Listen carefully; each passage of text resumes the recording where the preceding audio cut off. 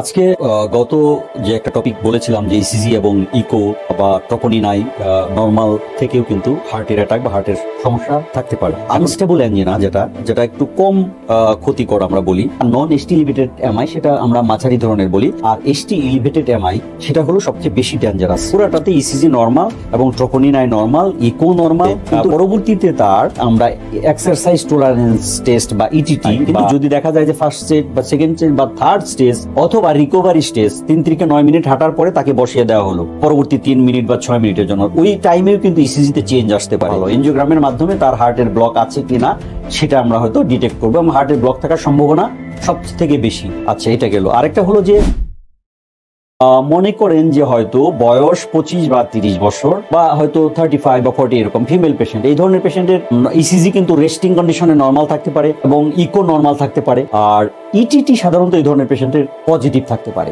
ঠিক আছে, তাহলে ইটিটি পজিটিভ যেহেতু, তাহলে ইটিটি পজিটিভ থাকলে কিন্তু একটা এনজিওগ্রাম করার ইন্ডিকেশন থাকে, এনজিওগ্রাম করতে বলি আমরা।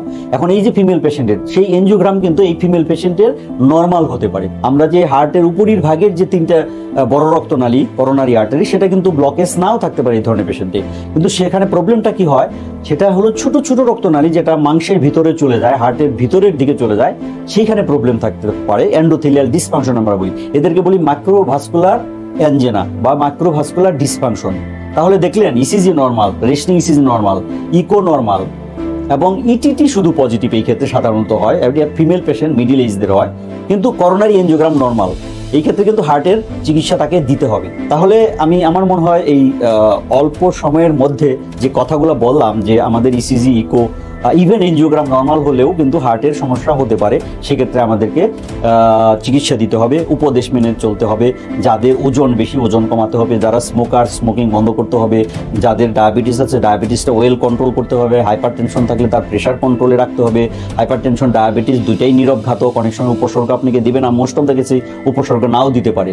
সেই কারণেই আপনাকে রিস্ক ফ্যাক্টর এটা বিবেচনায় আনতে হবে। কোনটা আমরা করতে পারবো না, মডিফাই করতে পারবো না বা করতে পারবো না, সেটা হলো যে আপনি যদি পুরুষ মানুষ হয় আপনাদের রিস্ক বেশি, কিন্তু পুরুষ মানুষ। কিন্তু আফটার মেনোপজ, যখন মেনস্ট্রুয়াল সাইকেল মহিলাদের বন্ধ হয়ে যায়, তখন কিন্তু পুরুষ এবং মহিলার সম পরিমাণ রিস্ক থাকে হার্ট অ্যাটাক হওয়ার। তো আজকে এই পর্যন্তই। সবাই সুন্দর সুস্থ থাকবেন। পরবর্তীতে আবার হার্টের প্রবলেম কোন একটা টপিক নিয়ে আপনাদের সাথে কথা বলবো। সবাই সুস্থ সুন্দর থাকুন, সুন্দর জীবনযাপন করুন, ভালো থাকুন, সুস্থ থাকুন। ধন্যবাদ।